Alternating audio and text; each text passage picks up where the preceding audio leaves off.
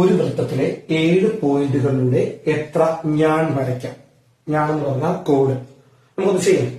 ഇവിടെ നോക്കാം, ഒരു വൃത്തത്തിൽ എത്ര 7 പോയിന്റ്. ഞാൻ 7 പോയിന്റ് കൊടുക്കും. 1, 2, 3, 4, 5, 6, 7. ഇഷ്ടമുള്ള 7 പോയിന്റ് കൊടുത്തു. ഈ 7 പോയിന്റുകളിൽ തൊട്ട് എത്ര ഞാൻ വരയ്ക്കാമെന്നാണ് നമ്മുടെ ചോദ്യം. എന്താ ഞാനെന്ന് പറഞ്ഞാൽ ഇപ്പൊ ഇതൊരു വൃത്തം വിചാരിച്ചു.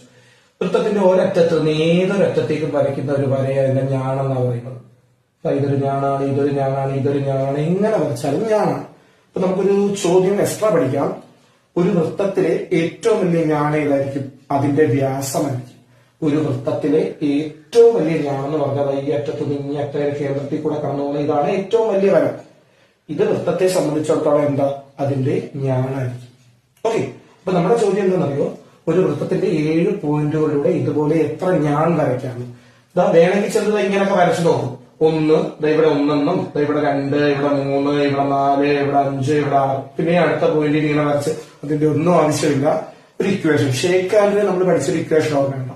n(n-1/2) അത് ഇവിടെ അപ്ലൈ ചെയ്താൽ മതി. n എന്ന് പറഞ്ഞാൽ എത്ര പോയിന്റാ? 7. 7 നിന്ന് 1 കുറച്ച് എത്ര? 6/2. 6 രണ്ടിനകത്ത് 3 പ്രാവശ്യം. അപ്പൊ എത്ര? 7, 3, 21 ഞാൻ വരയ്ക്കും.